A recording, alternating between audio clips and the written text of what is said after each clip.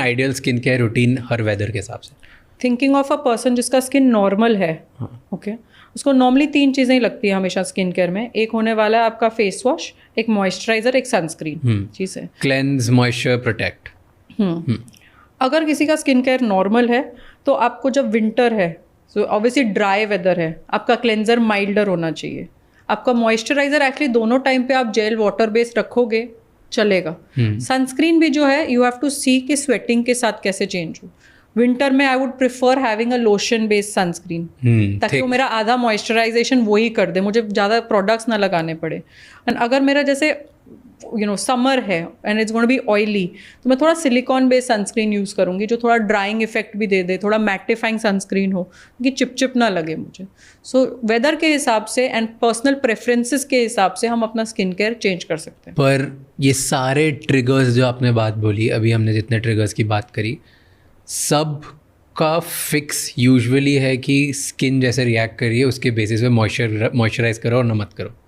भले ये skin sensitive हो या नॉन सेंसिटिव हो, दोनों के लिए सेम ट्रीटमेंट होता है, मॉइस्चराइज ही करना होता है। That's the answer. यस, जो आपकी स्किन है वो एक तरह का सुपर हीरो है, ओके, और वो आपके अंदर के हर एक ऑर्गन को सिर्फ आपकी स्किन प्रोटेक्ट कर रही है, ठीक है।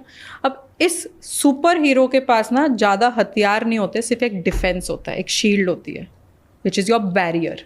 और अगर आपका बैरियर स्ट्रॉन्ग है तो आपको ये एक्सटर्नल चीज़ें जो आप बात कर रहे हो, सन, AC, पानी, हार्ड वाटर, ये सब चीज़ों से फ़र्क नहीं पड़ेगा। मगर अगर आपका डिफेंस खराब है, आपका बैरियर गया हुआ है, तो आपको फ़र्क पड़ेगा। सो पूरा इस रूट कॉज या पूरी जड़ इसकी है आपके बैरियर को रिपेयर करना।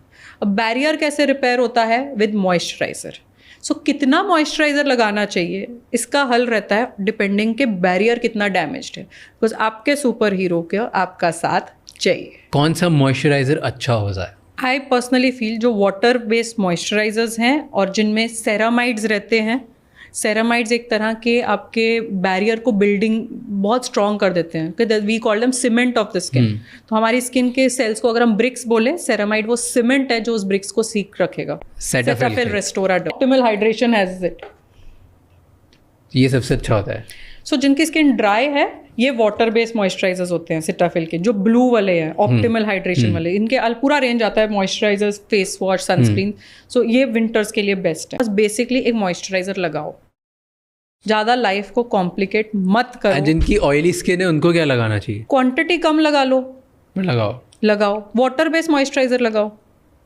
ये वाटर बेस्ड नहीं है ऑयल, मतलब ऑयल की बात कर रही हूँ मैं। और ये जो है ये वाटर बेस्ड जो होते हैं ना, थोड़े जेल बेस्ड होते हैं, लोशन बेस्ड होते हैं। जैसे ये लोशन है, ये वाटर बेस्ड है, मॉइस्चराइजिंग लोशन है।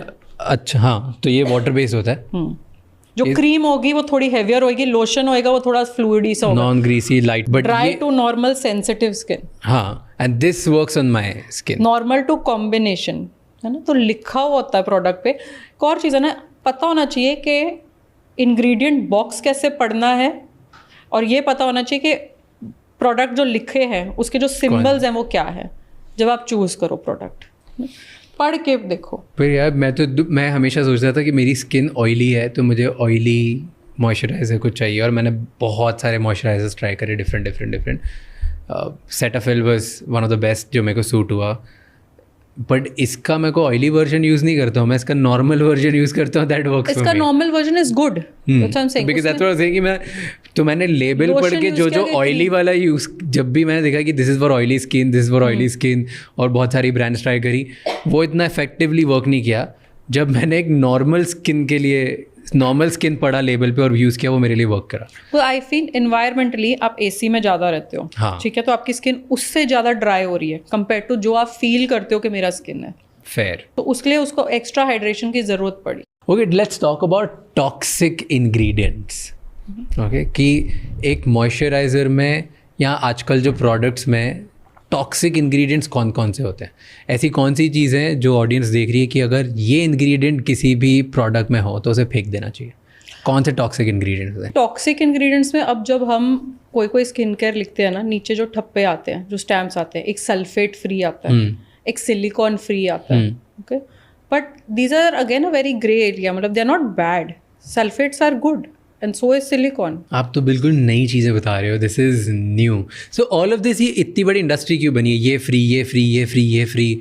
जब अगर ये अच्छी चीज़ें हैं एंड इफेक्टिव है, एंड एज अ डोरमैट आप साइंस और डॉक्टर हो कैसी बातें कर रहे हो, तो फिर क्यों ये फ्री वाली चीज़ें आई हैं कि sulphate free, paraben free? Marketing का बहुत बड़ा खेल है इसमें, बिकॉज अभी ट्रेंड क्या है, this is clean beauty, this is a clean product, natural product.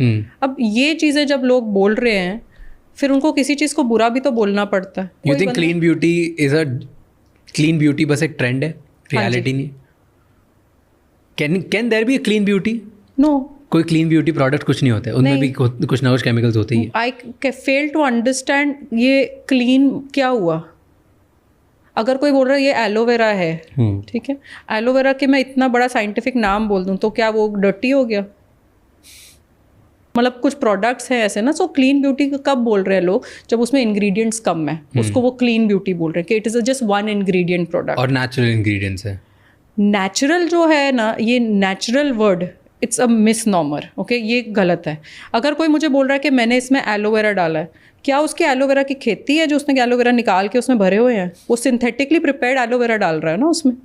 इतने सारे उसने कहाँ से बनाए प्रोडक्ट्स? तो कहाँ से नेचुरल आया? तो clean beauty is a scam? Yes, big scam. अब जिस चीज़ का ट्रेंड चल रहा है वो चल रहा है। It's just a trend. It's a trend. This is new, this is new, क्योंकि there is a trend of clean beauty around the world. लोग फेंक रहे हैं सारे, सब बोल रहे हैं टॉक्सिक है, प्लास्टिक्स है, कैंसर कॉजिंग इंग्रेडिएंट्स है, हार्मोनल इम्बैलेंस होता है, इनफर्टिलिटी कॉजिंग, PCOS बहुत बढ़ रहे हैं। मुझे लगता है जिसने अपना क्लीन ब्यूटी का प्रोडक्ट बेचना है ना, वही ये बोल रहा है कि बाकी प्रोडक्ट से आपको PCOS हो रहा है या इनफर्टिलिटी हो रही है। कोई क्रीम लगाने से PCOS या इनफर्टिलिटी नहीं होने वाली। बहुत स्ट्रिक्ट रेगुलेशंस होते हैं स्किन केयर पर। आप कोई भी प्रोडक्ट ऐसे भर के नहीं लगा सकते, इंडिया में भी।